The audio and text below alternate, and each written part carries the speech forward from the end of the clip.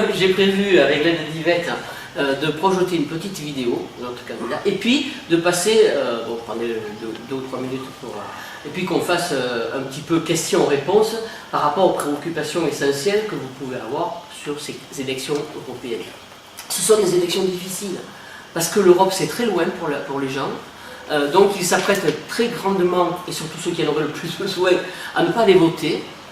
C'est un enjeu particulier pour les communistes, parce que la vie de tous les jours, elle est imprégnée dans tout ce que nous faisons, et bien du sceau de l'Europe.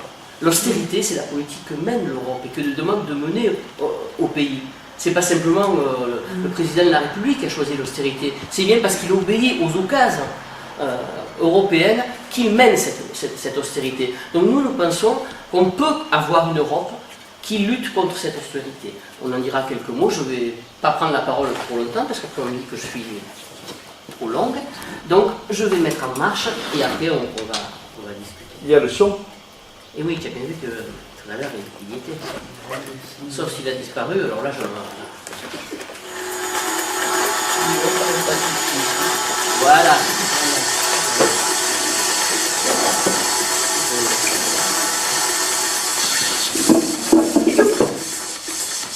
Voilà, c'est mieux comme ça. Peut-être on peut le mettre un peu plus en face de tout le monde. En face de tout le monde, ouais. Allez. Faut me dire, hein, faut me dire. Voilà. Je suis professeur de français, j'ai exercé plusieurs années à Sarcelles. Je suis par ailleurs adjoint à la maire de Paris en charge du logement et de l'hébergement d'urgence. Et je suis tête de la liste du Parti communiste pour les élections européennes du 26 mai. Je suis fier d'être candidat avec ces 78 colistiers parce que ce sont des patriotes. Ils ont combattu les injustices auxquelles ils étaient confrontés. Les injustices, elles ont vocation à être combattues. Au Parlement européen, il y a 3 ouvriers aujourd'hui. Nous, sur notre liste, il y en a bien plus que ça. Et ce sera sans doute la seule liste qui sera à l'image de la société française. La première chose que je souhaite faire, c'est combattre l'évasion fiscale. Airbnb paye autant d'impôts qu'un hôtel 3 étoiles à Périgueux. Quand on voit des Français qui ont du mal à payer leurs impôts et qu'on voit que dans le même temps, de grosses multinationales ne respectent pas notre législation nationale, ne respectent pas le fisc, ça donne envie de se battre. Si on s'en tient à l'oligoprofit, on est mort. Regarde, c'est pas la planète qui l'a gagné, c'est nous dedans. Voilà, du coup, quand on voit que le président européen Macron... Ces élections, elles ont un enjeu majeur. Et l'intérêt pour la population est des moindres. Et je ne sais pas si vous avez entendu ce qu'a dit Giscard d'Estaing aujourd'hui, mais c'était complètement scandaleux, parce qu'il a expliqué qu'on parlait un peu trop des élections européennes, que c'était pas important. Mais oui, non, c'était pas important qu'on fasse une mobilisation, parce que de toute manière, quoi que fassent les gens, l'Europe les protégeait. C'était extraordinaire quand j'ai... C'est lui qui a écrit le traité constitutionnel. Ben oui, c'est quand même assez extraordinaire. Donc tout est fait pour décourager, pour faire comme si... Ne vous inquiétez pas de toute manière, l'Europe, ils sont loin certes, mais regardez, ils font de très bonnes choses. Mais lesquelles? Donc ils en font quelques-unes. Par exemple, je pense, je ne vais pas donner 50 000 exemples, mais il y a un exemple qui me vient à l'esprit, parce que je crois qu'on devrait plus populariser les choses qui peuvent se faire. L'aide alimentaire, quand même, qui était distribuée aux associations pour malheureusement lutter contre la grande pauvreté dans les pays. La Commission européenne, tranquillement, avait décidé que les surplus, non. Il fallait les valoriser autrement, ça coûtait trop cher. Donc, en douce, ils décident de les supprimer. Heureusement qu'il y avait le groupe dans lequel sont les députés communistes européens, ainsi que ceux de la gauche nordique, donc il y a les Espagnols ici, et nous et la gauche nordique, qui se sont battus comme de beaux diables pour que cette question soit connue et mise sur le devant. Et on a réussi à obtenir, pas beaucoup, 52, que, eh bien, cette aide alimentaire ne soit pas remise en cause. Il faut se battre chaque année.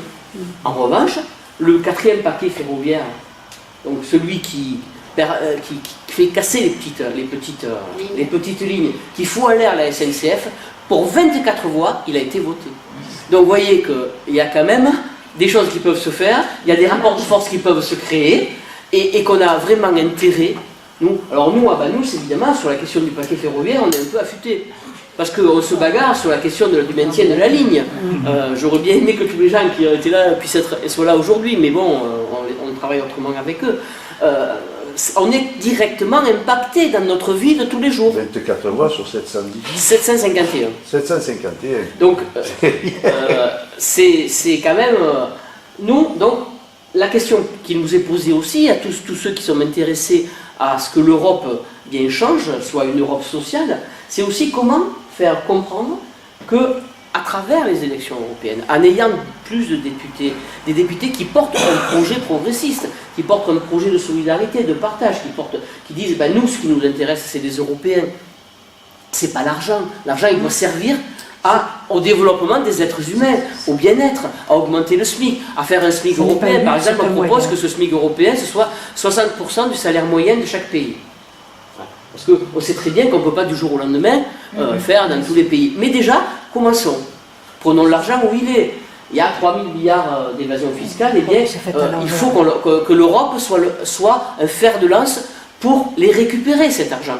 Aujourd'hui, ce n'est pas la politique qui se mène. Mais si il y avait autre chose, en 2005, quand les Français ont dit non au traité constitutionnel européen, on était très près de ça. Ils ont tout fait. Ils ont tout fait pour que ça ne s'applique pas et pour dégoûter les gens. Et voilà, aujourd'hui, on est dans cette situation, mais on peut en sortir. On peut en sortir en portant un autre projet. Donc nous, j'aimerais bien qu'on en discute de vos préoccupations à chacun, parce que c'est important que chacun l'exprime, pour qu'on puisse aussi mener une campagne. On voit bien que quand même, quand on passe à la télévision, ça marque. Les sondages, donc on a intérêt aussi à pouvoir... En plus, il est bien, il est très bien. Françoise, quand on passe à la télévision, c'est le problème des médias. C'est pour ça qu'il faut qu'on se batte comme on s'est battu, pour que Yann passe. Il a failli pas. Il a failli pas passer. Mais on s'est battu pour, il faut le dire aussi, quand on s'est battu et qu'on a gagné, il faut le dire. Là, on a marqué. Excusez-moi, je suis handicapé en ce moment, je n'entends rien. On est tous à moitié. Je voudrais savoir quel est ce groupe au Parlement européen dans lequel figurent les élus du PCF. La gauche unie européenne. C'est la gauche unie Le européenne. GUE, le groupe GUE. D'accord. Ouais. Et la gauche, les Verts nordiques. C'est-à-dire il y a deux groupes où il y a des Verts. D'accord. Il y a deux groupes où il y a des Verts. Notre groupe, il y a 52. Les Verts nordiques ne sont pas avec le groupe Vert. Ils sont avec le groupe de la gauche. Voilà, ils considèrent qu'ils sont beaucoup plus proches d'une écologie sociale que ne l'est le groupe Vert. Les Verts allemands, par exemple. Voilà. Verts ou les Verts voilà. Donc ils le sont. Et c'est très très intéressant parce que le fait qu'ils sont dans notre groupe a beaucoup fait progresser aussi la prise en compte, les idées, mais des deux. Voilà, donc et il nous a fait avancer aussi sur gagner un certain nombre de choses, notamment sur les mesures, par exemple sur le glyphosate. On s'est beaucoup battu là-dessus. On a avancé. Je ne suis pas sûr que dans l'ancien groupe, peut-être on aurait avancé exactement de la même manière, parce qu'il y a des sensibilités. Bien, cette rencontre, elle permet aussi de prendre en compte toute une série de... Et sur les propositions, parce que le groupe Vert demande, pour régler les problèmes de la pollution, quelque chose d'utile, c'est une taxe nouvelle sur... aide-moi. Attends, je vais te siffler. Ça va me revenir. Sur les... Tu viens de dire le nom. Mais oui, mais le glyphosate, mais c'est les pesticides. Les pesticides et compagnie, ce qui est légitime. Mais notre groupe, nous demandons en plus, eu égard au fait que combien de millions par an tue la pollution dans notre seul pays? 50 000 50 000 par an. Et les enfants qui naissent et les enfants handicapés et autres. Donc il ne s'agit pas seulement de taxer, alors il s'agit d'une contribution importante de la Banque Centrale Européenne qui peut d'autant plus le faire qu'elle prête à taux zéro à toutes les banques privées d'Europe. Lesquelles banques privées d'Europe prêtent ensuite avec un certain pourcentage qui les engraisse. Donc, vous voyez, on fait des propositions qui sont intéressantes et qui ne protègent pas, au contraire, celles et ceux qui ont des milliards et des milliards, et qui s'engraissent sur le dos des gens, mais qui protègent les populations, qui protègent l'équilibre de notre planète. Vous voyez, quand nous mettons en débat la question de la gratuité des transports, d'abord dans un premier temps un transport urbain, eh bien cette idée, elle a pris naissance dans les pays nordiques. Et elle est devenue une évidence, parce que comment on fait pour lutter contre la pollution ? Si on n'est pas en capacité d'entraîner massivement la population à prendre les transports en commun qui polluent infiniment moins que... Eh bien, voilà, ici il y a 18 000 camions qui passent chaque jour au Pertus. Alors il faut augmenter quand même les capacités des transports en commun, parce qu'ils sont totalement saturés. Ça dépend. Enfin, ça dépend. Ça dépend. Et plus le train que l'autobus. Nous on propose un RER catalan. Dans notre département, on propose un RER catalan. Voilà, ce projet a été présenté à la presse, il a fait même la une de l'Indépendant tellement il paraissait intéressant et nouveau. Et, ça veut dire que pour nous, par exemple, eh bien, de Cerbère à Perpignan, de Porpoix à Perpignan d'ailleurs, on aurait très régulièrement des arrêts, plus d'arrêts qu'aujourd'hui, puisqu'on propose à Corneilla, qu'on propose à l'université, à Saint-Charles, et plus d'arrêts, et une réorientation des bus. Parce que les bus à l'heure actuelle, ils doublent le train. C'est quand même imbécile. Et il y a des tas de villages qui ne sont pas desservis. Donc on propose deux choses. D'abord, plus de bus aux arrêts du train, pour amener les gens, évidemment, où ils vont aller. Et des bus aussi, à partir de grands parkings, où les gens pourraient laisser leur voiture et qui, par exemple à Corneilla, ce serait compliqué. Il faut donc faire un parking, là les collectivités pourraient travailler, les bus, on harmonise ce qui suivent, une navette, et eh bien la SNCF et l'Europe avec justement la réorientation de l'argent de la BCE, eh bien pourrait abonder un crédit à taux zéro pour que la SNCF puisse financer de nouveaux projets. L'amélioration bien évidemment des lignes existantes, puisque pour qu'on puisse faire ça, il faut les améliorer, et donc rénover certaines qui sont, à l'heure actuelle sont à l'arrêt, par exemple dans le département, mais en créer de nouvelles. Et ça, c'est le meilleur moyen de lutter contre la pollution. Et voilà, c'est quand même quelque chose d'extrêmement important. C'est comme la rénovation énergétique. Débattre des logements. Nous, on fait des propositions audacieuses et qui ne sont pas simplement réservées à la France. On les porte au niveau européen. Parce qu'on ne peut pas avoir une idée, on n'a pas le précaré, ah ben nous on va faire bien, et puis les autres qui ont un peu moins d'argent ou un peu plus de charbon, ils vont faire autrement, on va les laisser à leur coin. Donc c'est pour ça que intervenir au niveau européen, c'est quelque chose d'essentiel. Parce que ça permet aussi de donner un espoir d'un monde meilleur. Il n'y a pas de village gaulois, ça n'existe pas. La France peut pas, c'est pas le dernier pays, la pollution elle ne s'arrête pas, c'est pas le nuage de Tchernobyl, elle ne s'arrête pas à la frontière de la France. Donc vous voyez toutes ces propositions qui sont faites par Yann Grossal et toute sa liste, et évidemment par nous aussi, elles ont besoin d'être beaucoup plus connues, tu as bien raison de le dire. Après la question, il faut être honnête, elle se heurte aussi à notre propre force. Bon, parce que, oui, c'est comme ça, on n'est pas tous... Moi, je vois ce soir, ici, il y a une réunion d'urgence du GICB, il y a toute une série de copains qui peuvent pas venir parce qu'il y a cette réunion, justement parce que le GICB, qui est quand même la cave coopérative pour aller vite de Banyuls, est en train de subir de plein fouet la politique d'austérité et la politique européenne. Ils sont en redressement judiciaire. Ben oui, donc c'est très très difficile. C'est pas ex nihilo, c'est pas parce que comme ça, c'est parce qu'ils subissent une politique de plein fouet. Donc ils sont aussi intéressés. Le problème c'est que là, s'ils ne prennent pas un certain nombre de mesures, on sait parce qu'ils vont devenir. Et regardez ce qui se passe. Je veux dire, vous promenez dans Banyuls, le nombre de boutiques qui ont fermé. Oui, c'est frappant. Tout ferme. Une catastrophe. L'Europe produit des normes, je dirais, pour certaines qui sont très bien, et pour d'autres qui sont imbéciles. Et qui amènent des petits commerçants, des petits artisans, à des fois mettre la clé sous la porte parce qu'ils ne peuvent pas.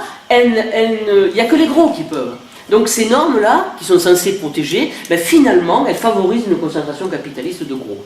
Donc aussi, c'est toutes ces questions, il faut aussi les mettre à débat. Comment l'argent, il peut aussi aider à ce que nos petits commerçants, nos petits artisans, qui payent plus d'impôts que les gros, parce qu'ils sont imposés à 22%, alors que les gros sont imposés à 12%. Oui, puis ils ne s'organisent pas pour l'évasion fiscale. Il n'y a que les gros qui s'organisent pour ça. Donc, vous voyez, toutes ces questions-là, ces gens-là qui sont en train de crever, je dirais, la bouche ouverte, ils ont tout à fait intérêt à ce qu'on fasse une autre Europe, avec d'autres traités. avec d'autres priorités, avec des points de rupture, avec la rupture sur l'évasion fiscale. Tu as tout à fait raison de le dire. C'est vraiment de la réorientation de l'argent en Europe. Et puis de nouveaux traités. Nous sommes droit dans nos bottes. Pour Maastricht, on a dit non. On a dit non. Pour le traité de Rome, on a dit non. On a dit non déjà pour le traité de Rome, oui.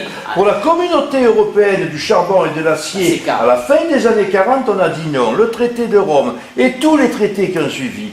Maastricht, nous avons dit non. Nous avons exigé un référendum que le président Mitterrand a été obligé d'organiser. Et je me souviens, nous étions le seul parti. Il y en a aujourd'hui qui disent Jean-Luc Mélenchon, pour ne pas le citer, il a été un des chantres de Maastricht au Sénat. Il était à la Oui, au PS. Mais il y a des gens au PS qui n'ont pas été. Non, bien sûr. Enfin, On peut ressortir son discours de l'époque. Il y a eu des gens du PS qui ont... Et le projet constitutionnel, Maastricht c'était plus rare. Et Maastricht, pourquoi nous avons gagné le non? Parce que le président de la République a subitement, moi je me souviens, j'étais à l'époque dans les locaux de l'Humanité où les résultats arrivaient tout de suite. Et on était en train de gagner. D'un coup, 10h30, à l'allocution du président de la République, le oui vient de l'emporter. Comment? Les copains nous téléphonaient de tous les bureaux de vote pour nous dire que ça y est. Et hop, il a annoncé la victoire du oui, et je le dis en regardant chacune et chacun d'entre vous dans les yeux, avant même que le dépouillement soit terminé. Alors après, c'était difficile de changer les choses. Et pour le projet constitutionnel, nous avons été les premiers, écrits par Giscard d'Estaing, en 2005, je ne me trompe pas. Nous avons été les premiers à appeler à voter non. Comme pour Maastricht, nous avons, grâce à l'Humanité, distribué ce projet dans toutes les boîtes aux lettres pour que les gens le lisent. On a fait des débats partout, c'était extraordinaire. C'était extraordinaire le travail que nous avons fait. Et un texte de traité, vous savez, c'est ardu. Hein. C'est pas facile à lire. On avait bien présenté les choses de façon à ce que les sous-titres ressortent, etc., etc. Mais on n'a pas fait une exégèse communiste du traité. Voilà, ça il faut le dire aussi. Hein. Donc, pour le traité donc, constitutionnel en 2005, nous l'avons emporté avec le concours, ça il faut le dire, d'un certain nombre de socialistes, cette fois-là, Mélenchon. Mais à Maastricht, non. Non, mais c'était pas forcément Mélenchon. Ah oui, Yvette avait demandé la parole. Non, juste là-dessus, celui qui a parlé le premier, qui a pris position le premier, c'est les socialistes, pour une fois, c'était Fabius. Et Fabius, c'était pas n'importe qui à l'époque, hein, ça avait beaucoup d'importance. Et ça a fait que dans ce département, le président du Conseil général a pris position pour le non. Et c'était même à un point qu'il envoyait des messages aux gens sans arrêt. Moi j'ai vu des amis socialistes, j'ai eu un peu peur qu'à force qu'on leur dise qu'il fallait voter non, ils votent pas non parce qu'on insistait trop auprès de nous. Ça peut chier, ça fait harcèlement. La preuve, il y a non mais c'était la parole, mais tu peux continuer. Le traité constitutionnel 2005, c'est un très bon exemple d'un rôle positif, réel, de médiation fait par les partis ou les journaux. Une vraie médiation, c'est-à-dire qu'il faut bien un écran parce que c'est un texte juridique pas forcément pas accessible à l'individu lambda, mais là, les médias, il y a des médias qui ont joué honnêtement le rôle de médiateur. Médiateur, il décode un peu ce qui est un peu technique, sans trahir.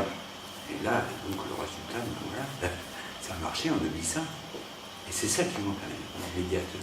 Oui, mais le problème, c'est que notre résultat de 2005, on nous l'a volé. Oui, et que maintenant, c'est ça la difficulté. Oui, mais ça c'est pas... Ça sert de référence, hein. Ça revient tout le temps. Hein. Oui, mais attention, ils disent toujours c'est un ancien. C'est un coup qu'on nous a fait, quoi. Oui, mais attention,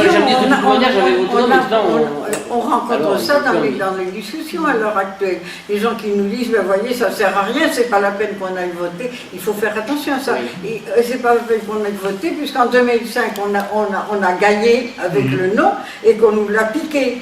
Alors c'est là que ça devient Ça veut difficile. dire que l'histoire ne se répète jamais. Hein. Ben, non, mais c'est là que ça devient pas difficile. C'est Parce bien, que mais depuis- Non, mais la pédagogie du renoncement, elle est forte. Hein. Ben, bien sûr.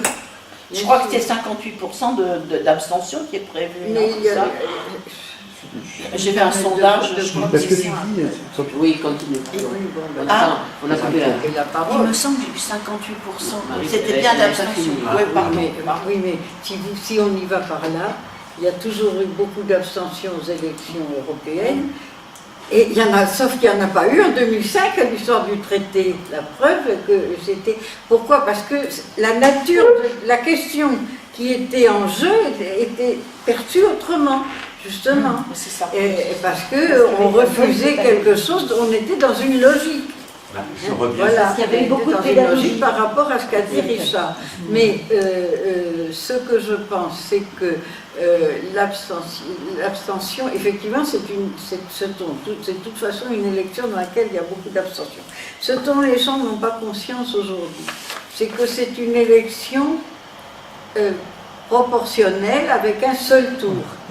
Ça, c'est unique. En France, depuis la nuit des temps, on pourrait dire, hein, tellement c'est lointain. Bon. Donc, il y a cet aspect-là. Alors, ce qui est difficile, effectivement, c'est que les gens disent l'Europe, ça va trop mal, etc., on ne va pas voter. Moi, je parlais d'un côté de ce qui est important, parce qu'on a une campagne, hein, c'est le 26 mai, les élections. On a du temps pour faire des choses. La première chose, c'est que ce que vous disiez tout à l'heure, une argumentation, le Parti communiste et la liste de Yann Brossa va d'ici le 20 mai, en gros le 20, quoi, les derniers jours, sortir beaucoup de choses, et en particulier les choses dont vous avez parlé, c'est-à-dire une argumentation sur qu'est-ce que peut apporter le Parlement européen, qu'est-ce qu'on peut y trouver, y gagner, parce qu'on a toujours cette commission qui nous bloque, qui nous aveugle, qui effectivement agit beaucoup sur notre sort, mais sans se rendre compte que le Parlement, il existe tout de même, il a un rôle, et que ce rôle, il faut d'autant plus y penser que malheureusement, il y a des gens d'extrême droite. Entendons-nous bien, Marine Le Pen, il y a 2 ans, elle était pour la sortie de l'Europe. Maintenant, elle veut y rester. Pourquoi? Parce qu'elle se dit, j'aurai des alliés, je pourrais faire des choses. Alors, il faut aussi penser à ça quand on discute avec les gens et qu'on se bagarre. Alors ensuite, donc on va avoir beaucoup d'éléments et beaucoup d'arguments d'ici la fin de la campagne. Bien entendu, il faut les diffuser, il faut discuter avec les gens, il faut pouvoir en parler, c'est pas facile.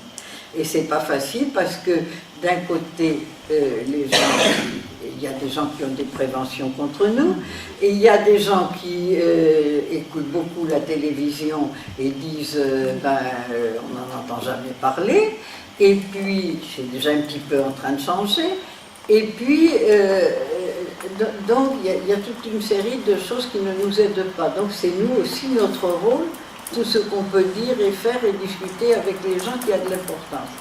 L'autre, moi, à mon avis, argument important, c'est qu'il faut replacer ça dans un contexte plus large. Une élection, c'est un moment. Il y a des choses avant, il y a des choses après. Selon comment l'élection se passe, il y a une dynamique qui va dans un sens ou qui va dans un autre. Alors, je prends d'abord sur le plan actuel. C'est vrai que c'est pas réjouissant de dire la liste de Yann Brossa, pour le moment, elle est à 3,5%. C'est quand même intéressant, c'est qu'il y a un mois, elle était à 2%. Il y a 2 mois, elle était à... Et les sondeurs ne nous font pas de cadeaux. S'ils nous disent qu'elle est à 3,5%, c'est qu'elle y est. Enfin, avec toutes les marges d'erreur qu'il y a sur des nombres aussi Ils sont importants. toujours au moins à 3,5. Mais il y a d'autres choses, et moi, si j'avais à discuter avec des jeunes, parce que j'en rencontre pas beaucoup, mais je crois que je parlerai dans ce sens-là. Les gens à l'heure actuelle, et puis il y a les gens qui se sentent de gauche et qui se sentent fouillés, mais les gens qui disent la gauche, elle n'existe plus. Alors effectivement, il y a des difficultés pour se rassembler. Il y a des difficultés supplémentaires dans l'élection européenne, puisque des gens avec qui on a pu à certains moments s'unir en France n'irait pas à notre groupe. Hein, le problème, par exemple, si ça n'a pas marché avec Hamon, c'est bien en grande partie à cause de ça. Il n'irait pas au groupe du GUE. Bon, avec d'autres, ça existe aussi. D'ailleurs, Hollande l'a bien dit, il a dit « je voterai socialiste », et quand on lui a dit « vous voterez la liste conduite par Glucksmann », il a dit « ça dépend, je voterai quand je saurai à quel groupe elle s'inscrit, si elle va bien s'inscrire avec les sociaux-démocrates ». Parce que lui, les social-démocrates, ben, c'est compréhensible, hein, là c'est clair pour lui, mais c'est intéressant à entendre. Mais ce que je pense, moi, à l'heure actuelle, c'est que dans cette élection, parce que c'est une première marche, pour des élections futures, il faut dire aux gens, je ne veux plus voter parce que je suis dégoûté, et d'une certaine façon, je les comprends. Parce que quand on voit à quoi ça sert, quand on voit surtout ce qui s'est passé en 2000 avec Hollande, hein, les promesses qu'il nous a faites et qu'il a trahi, ça nous a cassé tout, eh bien, je dis en même temps, oui, mais si les gens qui se veulent de gauche et qui pensent qu'il faut que la gauche soit unie ne vont pas voter, ben, on laisse la place à la liste de Rassemblement National et Macron. Donc, il va falloir que dans l'avenir, dès maintenant, et pour aller aussi là-dedans dans la suite, à dire aux gens, mais si vous pensez, en disant bien l'élection, ça ne fait pas tout. Il faut faire attention aussi à ça, et même au Parti communiste, on a peut-être été à certains moments un peu trop purement électoraliste. Hein? L'esprit du Parti communiste, c'est les élections, ça compte, mais on ne change pas le monde uniquement par les urnes. Il y a d'autres choses qui interviennent. D'ailleurs, on voit bien qu'aujourd'hui, il y a les gilets jaunes, c'est des gens que je n'avais jamais bougé, bon, mais ils bougent. Évidemment, moi, il y a des fois, je me dis, mais c'est quand même formidable. Tout ce qu'ils veulent, ça fait des années qu'on le demande. Ben oui, mais la télé ne leur disait pas. C'est clair, la télé ne leur disait pas. Ils ne savaient pas qu'on le demandait. Non. Peut-être qu'ils savaient pour les syndicats un peu plus, mais pour nous, et ça s'est passé autrement d'ailleurs. C'est pas la même chose, les mouvements politiques et les syndicats. Mais en ce moment, ben, nous, on voit que ce que les gens demandent d'une façon quand même très importante, à 70% au moins, et ben, c'est des choses qu'on a toujours demandées. Mais on ne va pas lui dire, vous voyez, on avait raison, c'est pas comme ça qu'on se bat. Hein, on le fait d'une autre façon. On le fait quand même avec nos parlementaires qui proposent des choses à l'Assemblée, bien qu'ils ne soient pas nombreux, et des choses comme ça. Mais c'est vrai que c'est une élection difficile. Elle est d'autant plus difficile que Macron a mis le seuil pour être élu à 5%, alors qu'en Espagne il est à 0%. Donc, les obstacles, ils nous les accumulent. Mais je crois que, étant donné la dynamique qui est vraiment lancée, ben, il faut qu'on s'appuie là-dessus pour dire, voyez, qu'on peut progresser, on peut aller plus loin. Et si on peut progresser dans des chiffres qui sont les urnes, on peut progresser aussi en se battant au Parlement européen, parce qu'à certains moments, on propose des choses que d'autres sont capables de prendre en compte et pour lesquels ils sont capables d'accorder. Des choses à faire pour changer l'école, pour faire autrement. Et le problème, c'est que souvent, alors ça me permet de dire quelque chose parce que je suis très choquée quand je vois que 63% des Français veulent qu'on supprime l'ENA. Ah oui. Là, je trouve ça, et c'est très symptomatique de du débat politique. Les sondeurs disent que... Oui. Mais non, parce que c'est voilà, quelque chose ne marche pas, on regarde pas ce que ça représente. On dit, il faut le supprimer. Eh bien, je trouve que quand même, attention, parce que l'ENA, certes, elle n'est pas ce qu'elle devrait être. Mais aujourd'hui, ça garantit aussi l'accès au concours dans la fonction publique, que tout le monde peut accéder à la fonction publique. Alors comment on va faire demain? Surtout qu'il dit, surtout que Macron a dit, bah oui, Macron a dit, oui, au nom de, je crois que c'était au nom de l'excellence républicaine. Or c'est bien pour ça que ça a été créé, l'ENA. Tout à fait. Alors peut-être qu'il y a eu quelques déviations, mais ça peut se modifier. Marie-Françoise, il n'y a plus de service public, l'intérêt général, ça n'a plus de sens. Donc c'est là le problème. Le fond, il est là. Il faut arrêter de faire des systèmes. Tout à fait se régénérer. Arrêter les systèmes. Il faut être ouvert à tout. Moi, dans mes méthodes, j'utilisais des méthodes suisses, allemandes. Tout ce qui était bon, déjà j'étais européenne avant l'heure, quoi. C'est-à-dire que dans ma méthode, on nous avait donné, nous, une ligne de conduite, on est formés, préformés, etc., par la préparation pour être prof et on vous impose, et vous avez des inspecteurs qui vous demandent de faire certains cours. Donc moi, je faisais certaines choses que je trouvais intéressantes, mais je ne voulais pas que ce soit systématique, et je voulais que les gamins à la fin, ils aient des connaissances. C'était pas le tout de s'amuser en art plastique, il fallait qu'ils aient quand même quelque chose, un bagage, quand ils sortiraient avec le bac ou en troisième, peu importe, mais qu'ils aient un bagage. Et donc je me servais, je faisais aussi de la, on appelle ça, quand on travaille avec des collègues, vous voyez, avec l'histoire, par exemple, on travaillait sur les modèles égyptiens, les modèles grecs, parce que c'est pas du tout la même façon d'appréhender le corps humain, et on ne pouvait pas mettre des gamins de 6e devant un personnage debout qui peut bouger, et ça pouvait les déconcerter. Donc je faisais progressivement comme ça. Et donc, j'étais critiquée, vous ne pouvez même pas imaginer, parce qu'en plus je développais leur esprit critique, Et oui. d'où les BD dont je vous parlais. Aujourd'hui, tu ne pourrais même plus le faire. J'étais non, mais extrêmement surprise quand j'ai regardé les programmes. Il y a une régression extraordinaire. Ça ne m'étonne pas. Il y a une régression extraordinaire. Sur la question du marxisme, par exemple. Ah mais ils veulent supprimer Marx et Freud Oui. des programmes de philo. Oui. J'ai entendu Oui, ça ils hier. veulent les Marx mettre. et Freud. Tout à fait. C'est dingue, mais c'est de la folie. Oui, en fait, ça fait partie aussi des questions européennes, parce que ça fait une directive l'éducation, européenne. Alors, on veut faire un esprit moyen.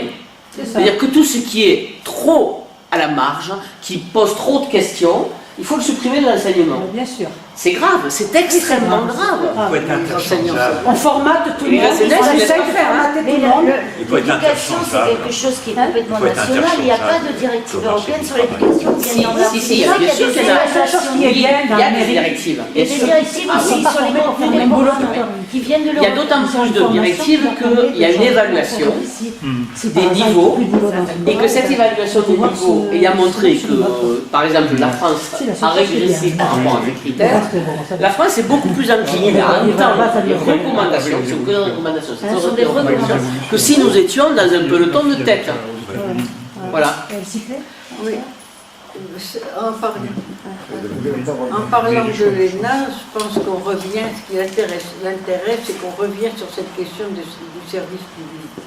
Moi, je pense qu'il y a quand même quelque chose d'important aussi pour nous à l'heure actuelle, c'est que pendant très longtemps, on nous a opposé justement le fait que les services publics français, ils ne sont pas comme les services publics dans les autres pays européens, ça ne s'appelle pas service public, c'est différent, et il n'y a pas de raison, on pourrait être comme les autres pays.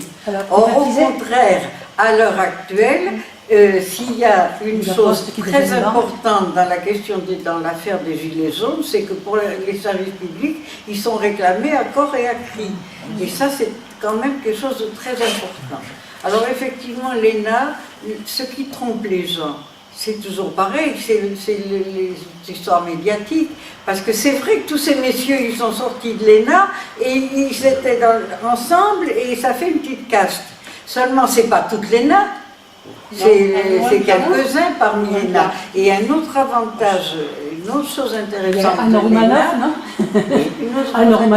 de l'ENA, c'est qu'elle permettait, il y avait beaucoup, il y avait tout le concours interne, le concours venant des gens qui travaillaient dans les services publics et qui allaient, qui se présentaient à l'ENA, c'est-à-dire qu'ils allaient améliorer la voie interne par la voie interne, et ça c'était très particulier à l'ENA, ça n'existe pas très peu dans les autres grandes écoles, un petit peu dans certaines. Mais en tout cas, Richard avait demandé la parole et je l'ai squeezé. Une réflexion que m'a inspiré le propos d'Yvette et les élections, ça fait pas tout, c'était juste. Et ce que m'a inspiré la même soupe de Nicole, encore que dans la soupe, on ne met pas des cornichons. Non, c'est vrai. On n'est pas des cornichons. Alors, mais ça, il fallait le dire quand même. Moi, j'avais trouvé drôle le jeu de mots. Il fallait qu'il trouve dans le monde végétal l'équivalent pour faire baisser. C'est important. Voilà, c'est ça. C'est une des raisons de voter cette fois-ci. D'autant que le risque existe et qu'il n'y ait pas de députés communistes dans ce Parlement européen. Et peut-être que C'est la première fois que ça existe depuis que le Parlement européen existe. Je pense qu'il est important que dans n'importe quelle assemblée que ce soit, il y ait une autre voix. Une voix de contestation, une voix de protestation, une voix de proposition pour montrer qu'une autre politique est possible. Et si cette voie-là n'existe pas, si cette voie-là est rendue muette par une absence délibérée, organisée, et les 5% de Macron l'organisent, eh bien, ça va conduire à ce que l'on dise, et on le dit de plus en plus, tous pareil, la preuve, regardez-les.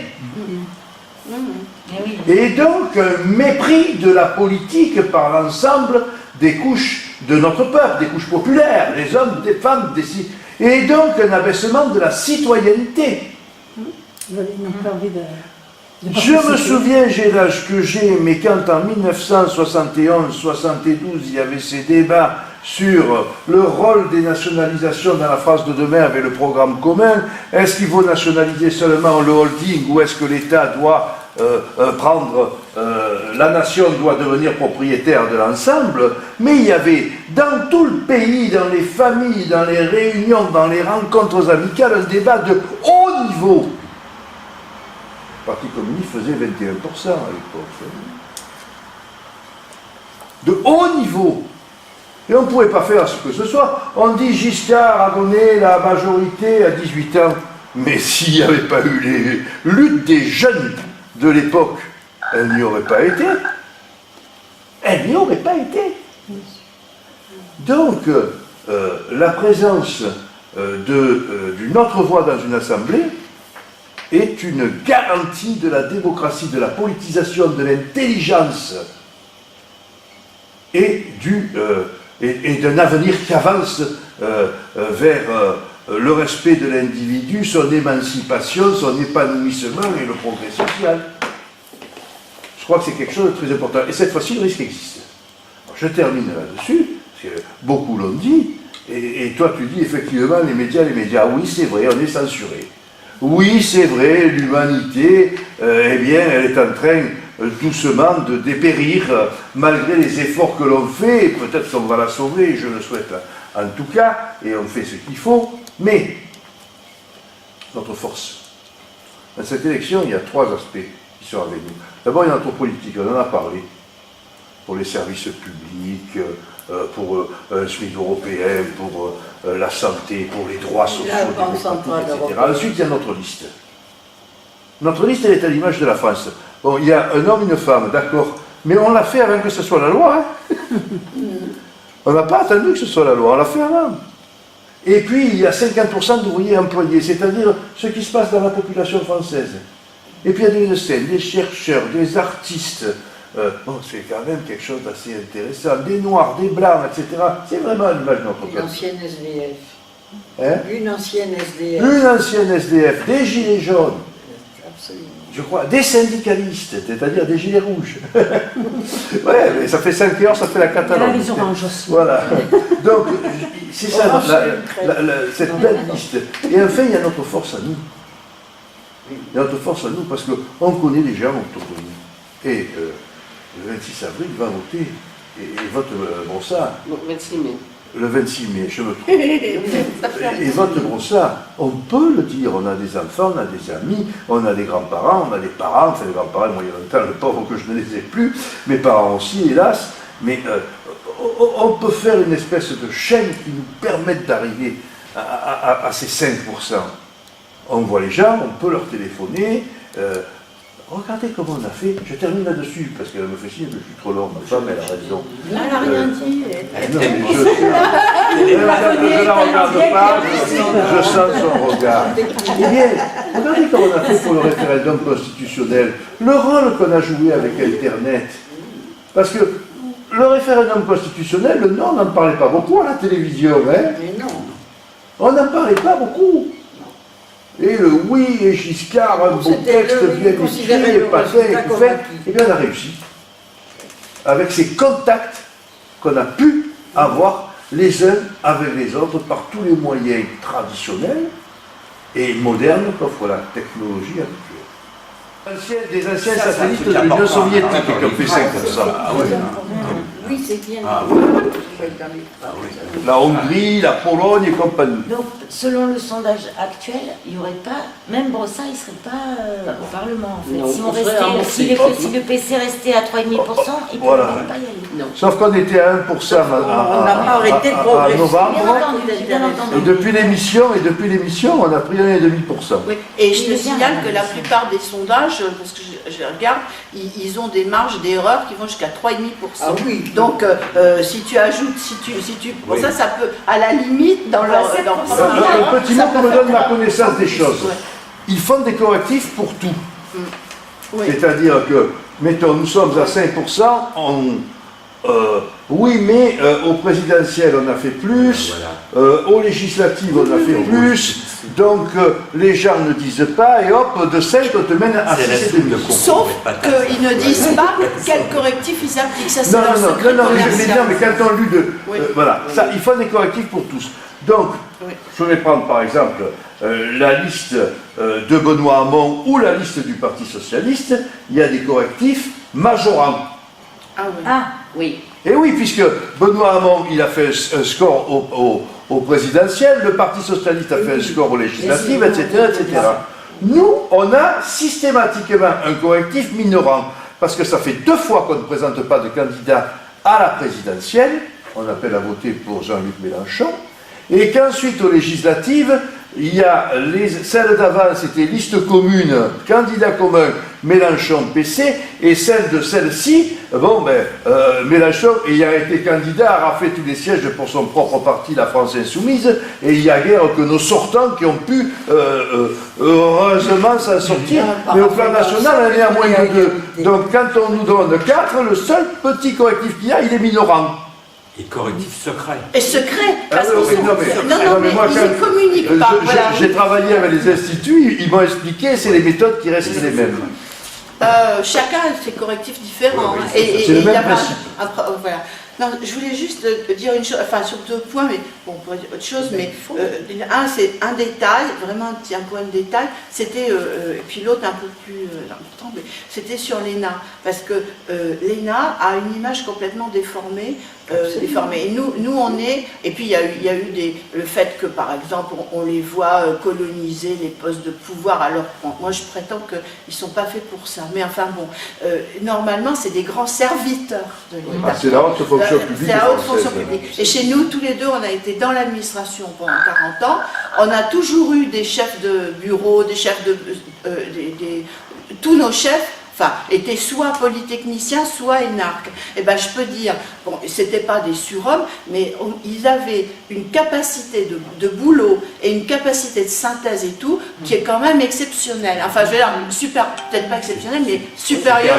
Ils étaient formés pour ça, et c'est des gens qui bossaient. Moi, je me rappelle avoir, je tiens à le dire, mon chef, un de mes sous-directeurs, sortant, parce que j'étais en face, mon bureau était en face de la salle de réunion. Un jour, je le vois sortir à 6 h du soir, et le directeur adjoint lui dit: Philippe, je suis désolée de te dire ça, mais il va falloir que tu bosses cette nuit parce qu'il faut qu'à demain à 8 h que tu aies été fini un rapport.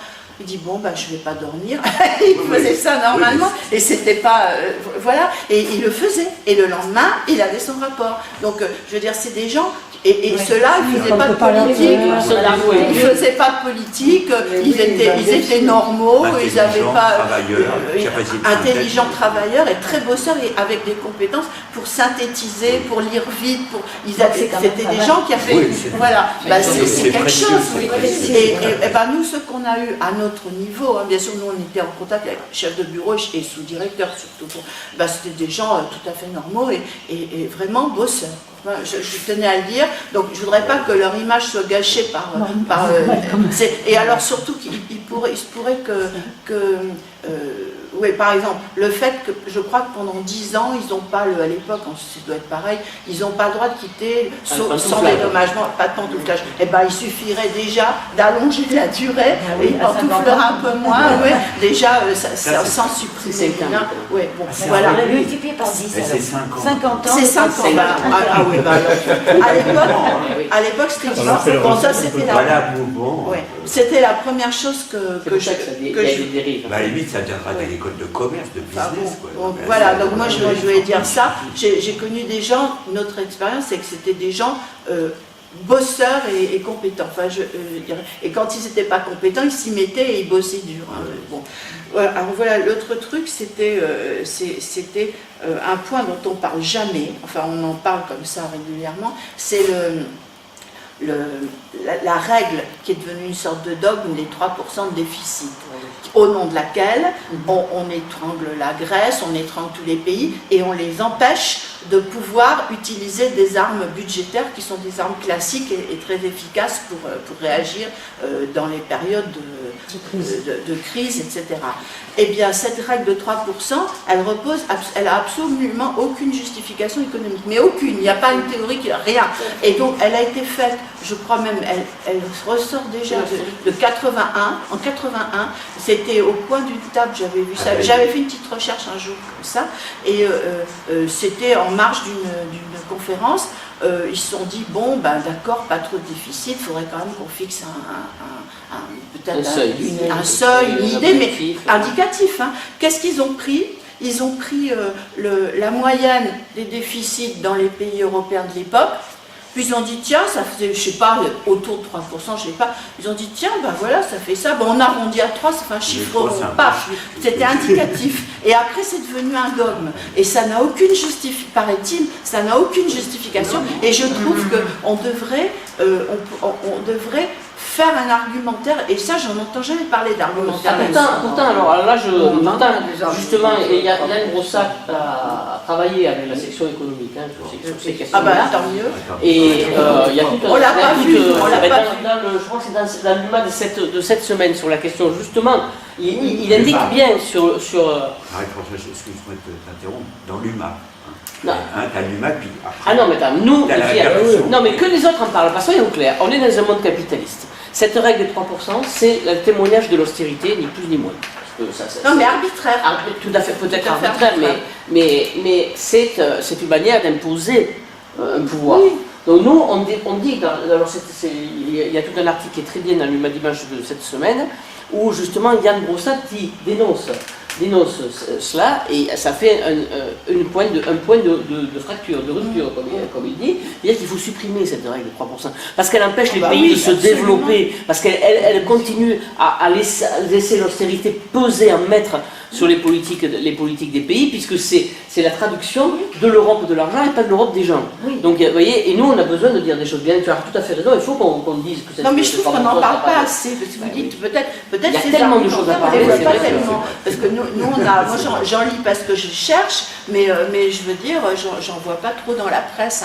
Je le vois protester ou évoquer comme ça, mais il n'y a pas un article de fond sur... Il y a les économistes d'attaque en particulier. Oui, quand même, moi, non, mais d'accord, j'écoute beaucoup la radio, et sur France Culture, par exemple, dans des émissions un peu pointues, c'est sûr qu'à TF1, ils ne parlent pas de ça. Mais non, mais ils en parlent. Bien sûr qu'il y en a. Oui, mais il n'y a pas de défense. Mais il y a ceux d'attaque, ça fait déjà longtemps qu'il y a de la même façon, il y a la question de la croissance. Il y a un certain nombre d'économistes qui disent qu'est-ce que ça veut dire la croissance à tout prix? On ne peut pas croître indéfiniment, ça n'a pas de sens. Par contre, ce qui a un sens, c'est de savoir qu'est-ce qu'on produit. Parce qu'il y a à l'heure actuelle des théories qui ont cours, justement, parce qui confondent l'aspect argent, finance et spéculation financière et la richesse. La richesse, c'est pas ça. La richesse, c'est ce qui permet de donner aux gens ce dont ils ont besoin. Et sur ce plan-là, donc il y a à l'heure actuelle des théories de gens qui se croient peut-être de gauche d'ailleurs, mais qui disent il faut presque, je dirais, produire le moins possible. Alors qu'au contraire, ou riche, le mot il sonne mal, hein, parce que les riches dont les fameux 1%.